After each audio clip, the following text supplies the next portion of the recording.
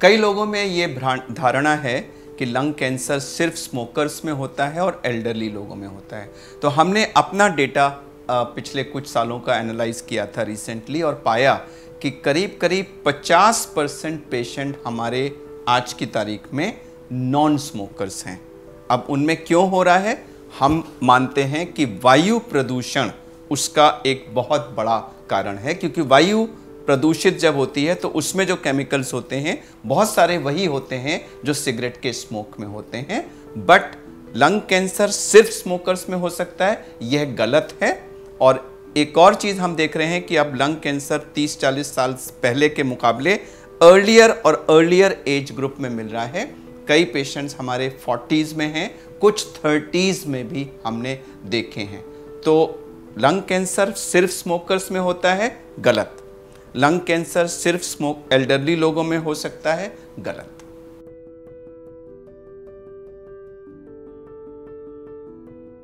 ये भी बहुत से लोग सोचते हैं कि चूंकि लंग कैंसर स्मोकिंग से रिलेटेड है और स्मोकिंग शहरों में ज़्यादा है तो लंग कैंसर सिर्फ शहरों में होता है। तो दो चीज़ें हैं, एक तो स्मोकिंग केवल शहरों तक सीमित नहीं है, स्मोकिंग हमारे विलेजेस में भी होती है। इनफैक्ट अगर आप महिलाओं को देखें तो महिलाओं में तो बहुत सारे लोग हैं जो रूरल एरियाज़ में स्मोक करती हैं। बट दूसरा इम्पॉर्टेंट कारण जो उभर के आ रहा है वो है वायु प्रदूषण, और हमारे रूरल एरियाज़ में भी वायु प्रदूषण है दूसरे रूप में। हमारे शहरों में एम्बिएंट एयर यानी बाहर की हवा का पोल्यूशन है, और रूरल एरियाज में बहुत से लोग जो चूल्हा वगैरह अभी भी जलाते हैं उनके घरों के अंदर जो इंडोर एयर पोल्यूशन है, जिसमें गृहिणियां और बाकी लोग भी घर के बहुत high levels of air pollution को एक्सपोज होते हैं। इस वजह से हमारे पास जो पेशेंट्स आते हैं वो अर्बन एरियाज से भी हैं और रूरल एरिया से भी हैं। तो यह मानना कि लंग कैंसर सिर्फ शहरों की बीमारी है, गलत है। कहीं भी जहां स्मोकिंग होगी और एयर पोल्यूशन होगा वहां लंग कैंसर होगा। नहीं, यह गलत है। लंग कैंसर कई बार तो एसिम्प्टोमेटिक सीटी स्कैन या कोई टेस्ट किया गया उस पर पिक हो सकता है। अदरवाइज जो कॉमनेस्ट सिम्टम है वो है खांसी जो जाती नहीं, यानी cough which does not go away, या बलगम में खांसी के साथ खून आना, यह सबसे प्रोमिनेंट सिम्टम है। छाती में दर्द बाद में होता है जब वो ट्यूमर और किसी चेस्ट की वॉल वगैरह को इन्वॉल्व कर लेता है, जिसको एक्चुअली एडवांस स्टेज कहते हैं, तब छाती में दर्द होता है। अदरवाइज छाती में दर्द के दूसरे कारण हैं लंग कैंसर, खांसी और बलगम में खून आना, यह प्रोमिनेंट सिम्टम है।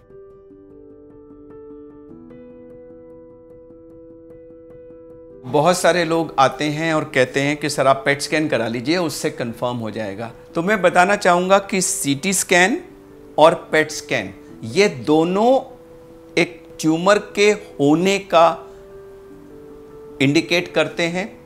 पेट स्कैन हमें पूरे बॉडी में वो कहाँ कहाँ फैला है, ग्लैंड्स में गया, लंग में है, दूसरे तरफ गया, कहीं और शरीर में गया, यह बताता है। लेकिन यह सब सजेस्टिव हैं। फाइनल डायग्नोसिस, पक्का डायग्नोसिस लंग कैंसर का सिर्फ और सिर्फ बायोप्सी से आता है। जब आप एक नीडल डाल के, चाहे वो दूरबीन से डालें या बाहर से डालें, नीडल डाल के पीस लेकर के उसको जांच करते हैं, तभी लंग कैंसर का फाइनल पक्का डायग्नोसिस हो सकता है। पेट स्कैन स्टेजिंग के लिए एक इंपॉर्टेंट इन्वेस्टिगेशन है।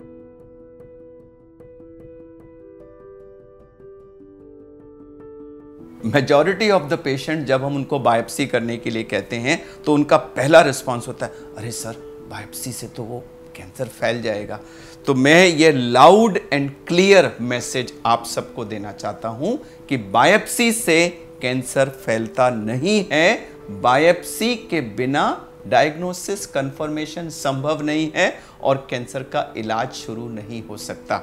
तो कृपया बायोप्सी के नाम से घबराएं नहीं, बायोप्सी करवाएं, क्योंकि बायोप्सी के बाद ही कैंसर का डायग्नोसिस कंफर्म होता है और इलाज शुरू होता है।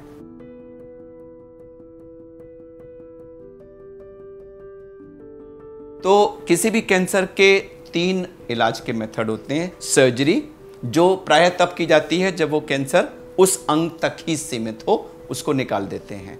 दूसरा होता है रेडियोथेरेपी, जिसमें हम किरणों के द्वारा उस एरिया में सेंक लगाते हैं और किरणों से ट्यूमर को मारने की कोशिश करते हैं। और तीसरी है सिस्टेमिक थेरेपी, यानी कोई ऐसी चीज़ जो या तो नस में दें जिसको कीमोथेरेपी कहते हैं, या मुंह से दें जिसको हम टारगेट थेरेपी कहते हैं, जो शरीर में जाके सर से पैर तक पूरे शरीर में जहां जहां ब्लड जाता है ब्लड के माध्यम से जाती है और हर जगह ट्यूमर सेल्स पर असर करती है।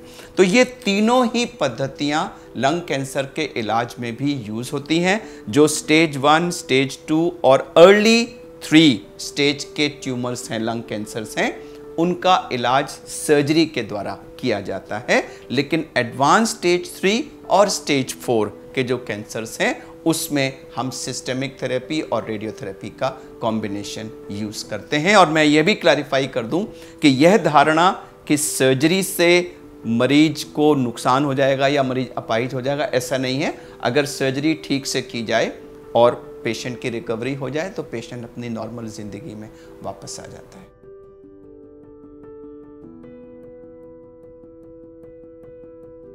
ये सवाल अक्सर पूछा जाता है कि जब हम उनसे कहते हैं कि आपके जिस हिस्से में लंग कैंसर है हम वो लंग का वो हिस्सा निकाल देंगे, तो इमीडिएटली लोगों को ओ लंग निकल जाएगा तो फिर तो हमें सांस ही नहीं आएगी, फिर तो हमें ऑक्सीजन लेनी पड़ेगी, फिर तो हम बिस्तर पे रह। नहीं, ऐसा नहीं है। लंग में लोब्स होते हैं, राइट साइड में अपर, मिडिल, लोअर और लेफ्ट में अपर और लोअर। अगर हम 1 या 2 लोब्स को निकाल दें तो उससे व्यक्ति की सांस लेने की क्षमता या काम करने की क्षमता पर कोई फर्क नहीं पड़ता, प्रोवाइडेड जो बाकी लोब्स और लंग बचा है वो नॉर्मल है।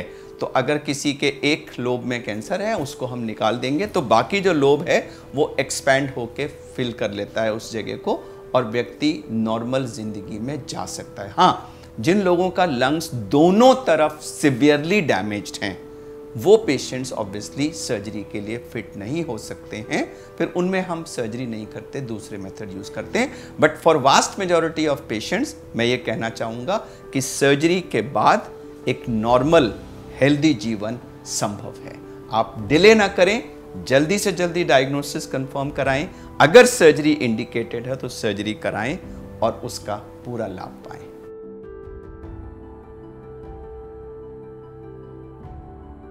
जी, ये बहुत इंपॉर्टेंट क्वेश्चन है, क्योंकि अगर हम सारे कैंसर्स की लिस्ट बनाएं और उनको इस ऑर्डर में रखें कि यह कैंसर पूरी तरह से रोका जा सकता है या नहीं, इस क्राइटेरिया पे अगर हम उनको नंबर करें तो lung cancer most preventable cancer है, क्योंकि इसके कारण हमें मालूम है। स्मोकिंग की वजह से होता है, प्रदूषित वायु में सांस लेने की वजह से होता है।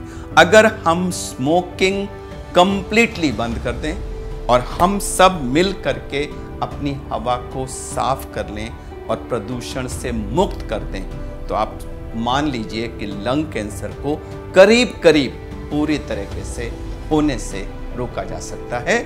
स्मोकिंग, एयर पोल्यूशन, इन 2 कारणों को अगर हम निवारण कर दें तो lung cancer can be prevented.